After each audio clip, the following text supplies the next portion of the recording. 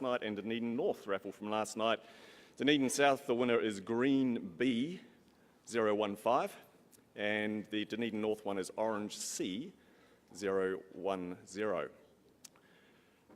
Peter, could you please come to the stage?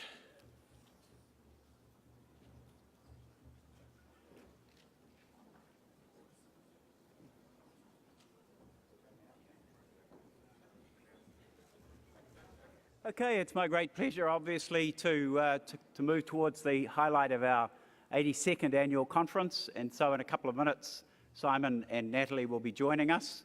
And right now we have a very short video to show before he comes in. So if we could roll the video, thank you very much. Thanks for everybody for coming. Have a great afternoon.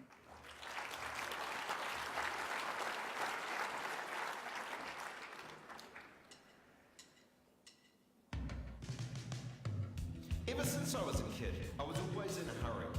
Places to go, things to do. Dad was a minister. He instilled values, honesty, integrity, compassion. Mum raised 6 kids. She taught us how to make $1 go a long way. I paid my way through uni with odd jobs, gardening, stacking shelves, waiting tables. Graduated with honours, went to Oxford. That's where I met Natalie. Fell in love with a lefty. But we met in the middle. Now we have 3 kids. Love them to bits. Gave up a top job in a law firm to become a Crown prosecutor. Everyone thought I was mad, but I did it because I cared. For 8 years I saw the best and worst in people. I saw the best and the worst in the system, and I wanted to change the laws. First step was to become an MP.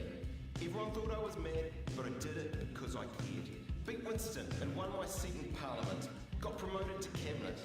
Got my shot at changing the law, and I'm proud of the changes I made. Here I am today, Simon Bridges, leader of the National Party. Time to step things up. Labour has lost control of the economy. Strikes up and down the country. Costs going through the roof. Hitting hard-working Kiwis where it hurts. I'm putting Labour on notice. We've got a new team and new ideas to take New Zealand into the future. We're listening, we're thinking, and we're ready to move. The left think they have a monopoly on compassion. It's simply not true. I care about your kids. I care about their education. I care about your safety. I care about your health. And I care about our environment. I know to take care of all these things, we need a strong economy. Under National, we had one of the strongest in the world. But in less than a year, job creation has fallen by 60%. My team is working on a plan to get New Zealand back to the top. We're coming. New team, new ideas, New Zealand.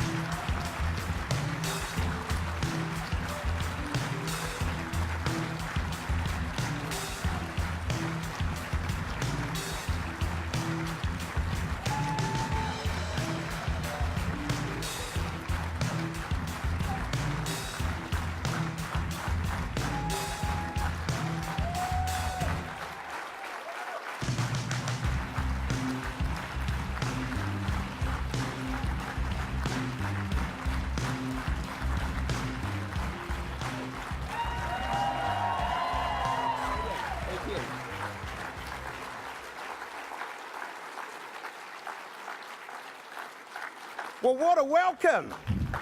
Thank you. I hope you like the video. And the drumming, actually. It is such a pleasure to be addressing you as leader of this truly amazing party that I am so proud to have been a member of for 25 years.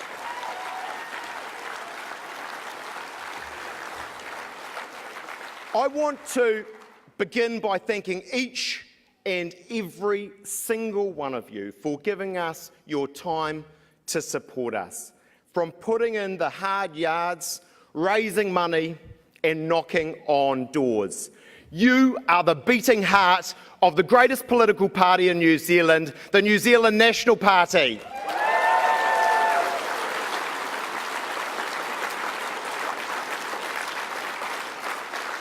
Your commitment was put to the test at the last election. It's been a tough adjustment, but National is strong, National is vibrant, and if we work together, National is going back to the beehive in 2020.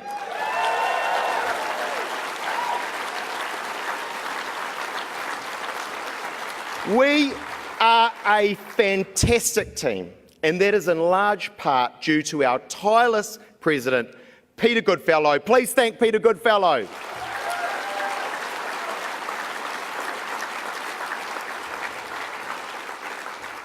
And can I also thank someone who never lets me forget my Westie roots? She's been an incredible support for me, my deputy, Paula Bennett.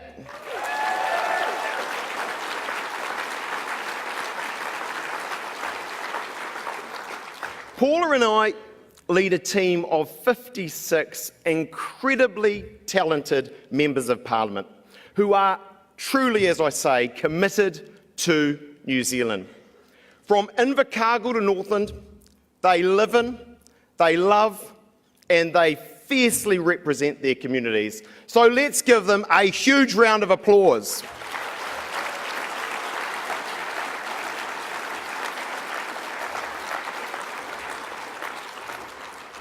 I also want to thank a member of Parliament who left this year after nearly 3 decades of service. It's been a true privilege to follow in the footsteps of a man I respect and I admire so deeply, Sir Bill English.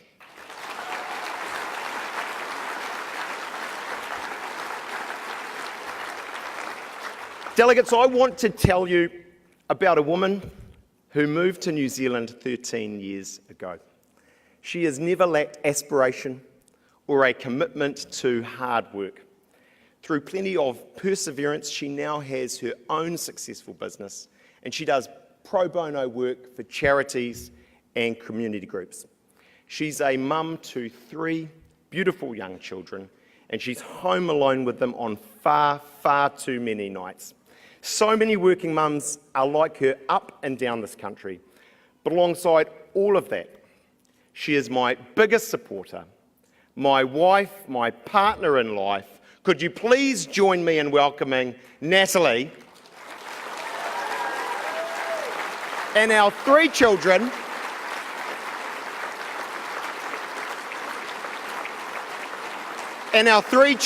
Emlyn, Harry, and our baby Jemima. Every day, this family amazes and delights me. They inspire me to do all I can to make New Zealand a place we're all proud of. He's the handsome one. Let's welcome him onto the stage.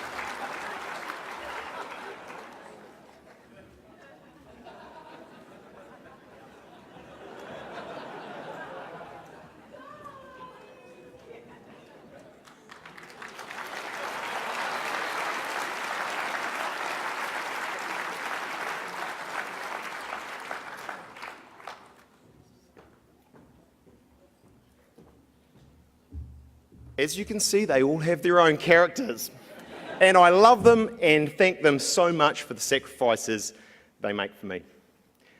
Ladies and gentlemen, I am proud to be a New Zealander. We're all lucky to live in this beautiful country, tucked away in our very own corner of the South Pacific. We're a successful, prosperous, confident nation that can and does foot it with the very best in the world. I love this place. New Zealand is filled with so many opportunities, but it wasn't always the case. 10 years ago, 30,000 people were leaving New Zealand every year to move to Australia because that's where the opportunities were. Well, last year, there were more coming the other way. We've made fantastic progress because of the principles National brought to government. The belief in personal responsibility, that if you put in the hard yards, you deserve to reap the rewards. The belief in an individual's freedom to choose how to live their life. The belief in enterprise as a way to create jobs, lift income, and drive prosperity for all. And the belief in a shared sense of social justice, a desire to give a helping hand to those in need. These are my principles, they are National's principles, and they're New Zealand's principles.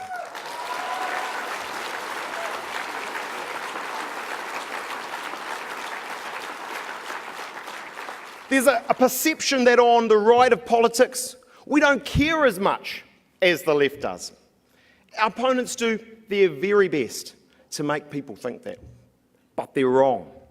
Actually, if I think about where I've come from and everything about my upbringing, from my mum's role as a teacher to dad's work as a minister, it's all shaped me into someone with a deep sense of justice. It's what drives me. I want everyone to be given the best opportunity to live life to the full. And that's especially important for the most vulnerable who need the extra support that New Zealanders as a fair-minded people want to give them. I mentioned personal responsibility earlier because there's two sides to that coin. We should do all we can to help people lead amazing lives. But if people choose not to fulfill their end of that social contract, I believe there should be consequences. If you commit a crime, you do the time.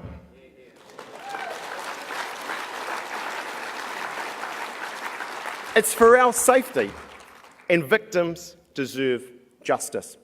If you're on a benefit and can work, you should be actively looking for a job. But this government sees things very differently. They want to drastically cut the number of people in prison, regardless of the amount of crime committed. They want to remove all benefit sanctions so there's no consequence if you fail a drug test or you skip a job interview. That's just wrong, and it will not happen in a government that I lead.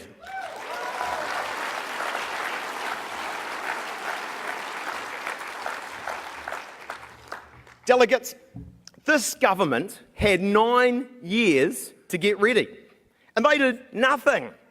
Now they've set up 130 working groups at well over $1 million a pop because they don't have ideas of their own. They're incapable of making decisions, and nothing is getting done. Taxpayers are paying for Labor's laziness.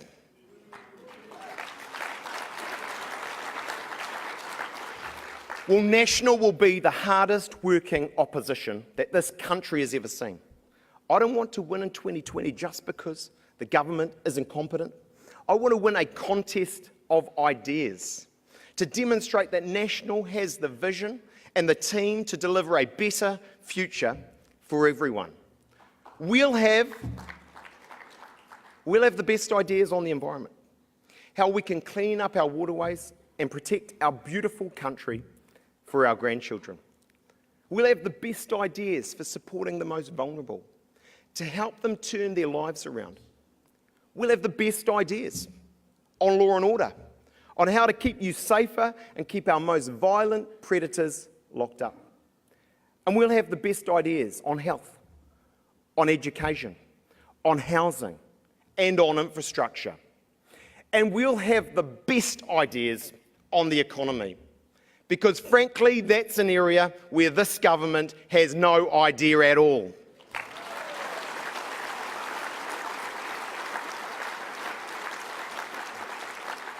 Actually, that's not fair.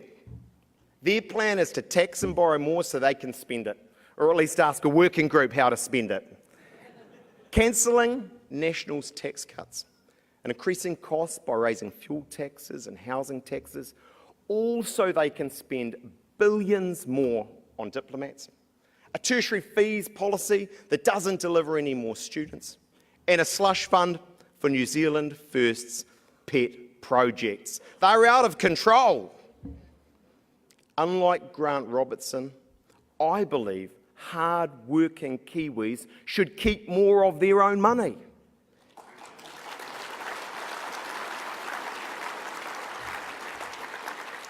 So sometimes people can think that the economy equals boring, or it means we're focused on balance sheets rather than on people.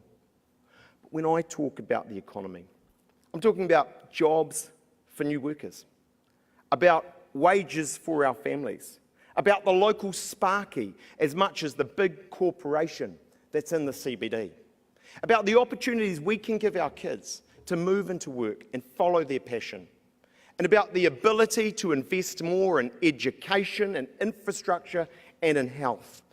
All of this flows from the economy. But those opportunities, they aren't created by accident. They're built on the hard work of people who get up every single morning to go to work, or who stay up late the night before to make the school lunches.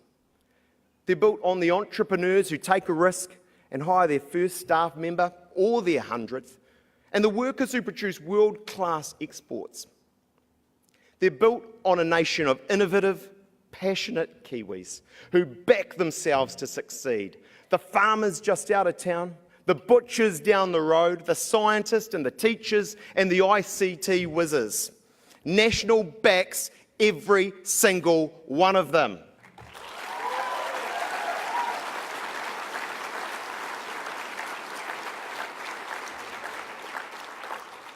Under National, we built one of the best performing economies in the developed world. We dealt with the global financial crisis and the earthquakes, and we were getting ahead. But we need to keep it going to ensure all New Zealanders can share in the gains, and not everyone has yet. It's becoming increasingly obvious that the government, it doesn't have a clear plan for the economy. They're slowing New Zealand down, not speeding us up. Whether it's in transport, with higher taxes and fewer new roads, whether it's back to decades-old labour law changes which give power to the unions and just add compliance costs, whether it's the cost of living, with changes such as those high fuel taxes, rent increases and higher income taxes are costing some Kiwi families over $100 more a week. And whether it's the disastrous decision to shut down oil and gas exploration. Each of those policies on their own are bad. Together, they're going to see more and more New Zealanders head overseas because there'll be fewer and fewer opportunities here. New Zealand can't afford this government.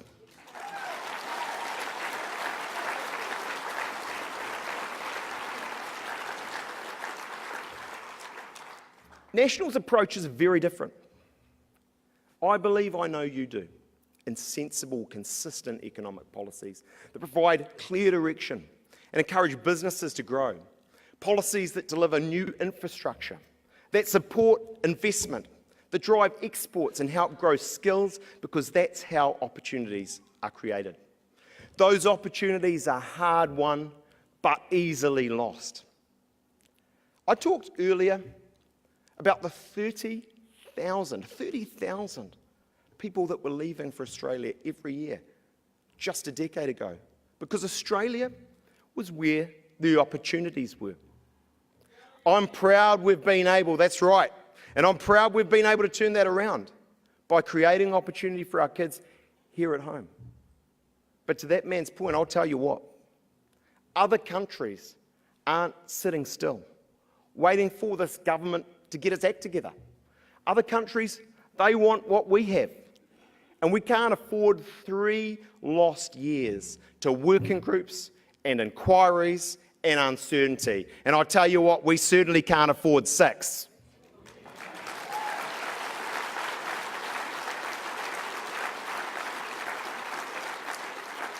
As Amy Adams told us yesterday, already under this government, business confidence is at its lowest level since the global financial crisis. While in Australia, it's the... Sound like John Howard.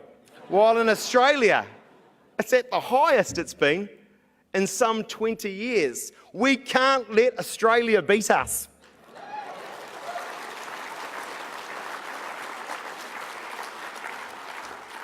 We need to keep pushing.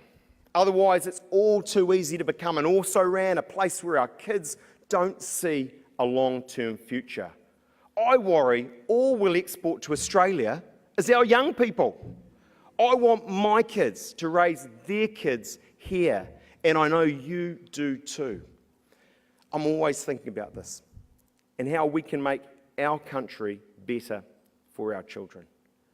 How we can create opportunities for all and help New Zealanders realise their dreams and their ambitions here.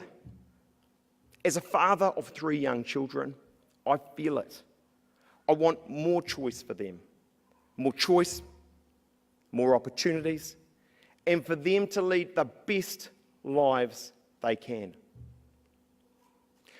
I want all of our children to see a pathway to their success, whatever that may be. For too many, that pathway can look bleak. If social investment has taught us anything, it's that some of our children have the odds stacked against them, that without targeted help, they won't achieve their dreams. I want to fight for a better future for those kids.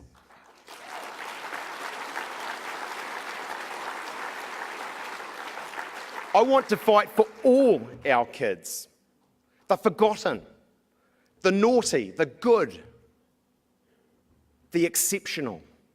They all count. They all matter to me. It's got to be about opportunity for all here in New Zealand. And that starts with education. And so I want to put a few ideas on the table. Education is the future leveller. It was for me, from Rutherford High in West Auckland to Oxford University. And it must be for our country's children. If a little person's brain is nurtured and taught how to think and work and learn, that child can go on to achieve great things. Giving them the best start in life matters more than anything.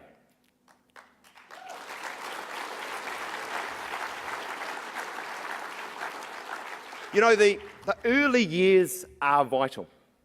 And I believe there's a lot that can be done to improve early childhood education. It starts with a focus on quality. Most centres do a good job of looking after our young children, but a few not doing good enough is a few too many in my books. We need to know what's happening in every early childhood centre in the country. National will invest more to make sure our kids get the best quality start to their education. But we will also demand nothing but the highest standards. Or frankly, those centres should shut their doors. The next step is improving our primary schools. With the right education, we can overcome the challenges that some children face purely because of the circumstances that they're born into. The child that finds it hard to sit still and follow instructions. The bright child that wants to be challenged. The gifted child that doesn't know how to channel their talent. What they all have in common, what they all need, is attention. Attention from a teacher that has the time to acknowledge their individual needs and to nurture them. A teacher who can set a learning program that is suited to the child. Who isn't so busy managing a room of too many young children that they can't recognise the individual qualities that sits within all of them. All our kids should get the individual attention they deserve. And that's why I want more teachers in our primary schools to ensure smaller class sizes for our children.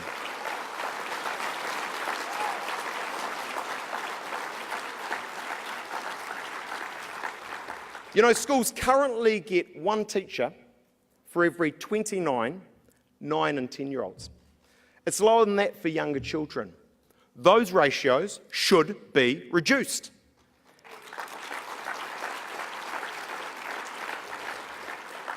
By giving our kids more attention, we can improve their education and set them up to take advantage of all the opportunities that life throws at them. Imagine the difference that that would make to the children and to the teachers. More teachers means more attention for our kids at a stage of life when they need it most. Frankly, they need less Facebook and more FaceTime.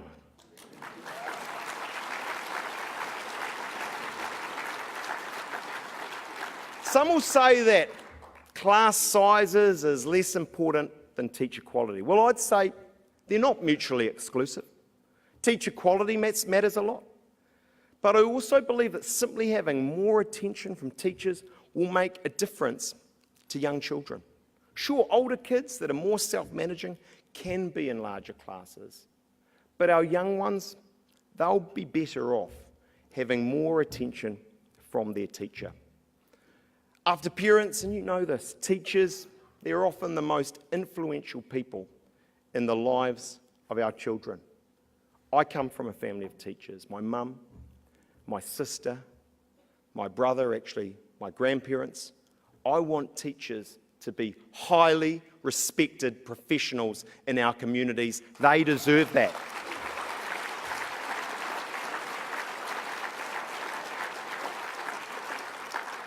Now, part of that is pay, and it's also about conditions such as class sizes and the investment we put into teachers to deliver quality learning to our kids. Well, unlike our opponents, we'll be prepared for government in 2 years' time. We've got a 2.5-year process to run the ruler over our existing policies and propose new ones for 2020. This year is about listening. We want to hear from you, parents and pupils, families and farmers, businesses and communities. We want your views. We want to talk and challenge ourselves and contest ideas. In education, our team, incredibly ably led by Nikki Kay, will use that input to develop discussion documents next year and our plans and our policies for the 2020 election. Unlike our opponents, we'll welcome different views.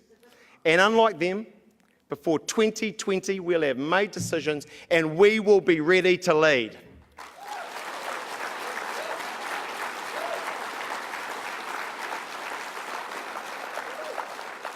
Delegates, my team and I will be working hard to ensure that the next government is national-led. We'll make every day count.